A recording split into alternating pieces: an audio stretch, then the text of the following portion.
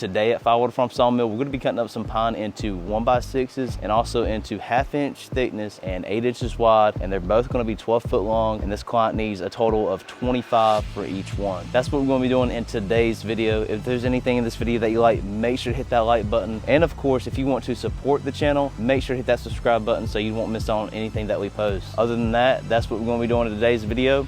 Hope y'all enjoy.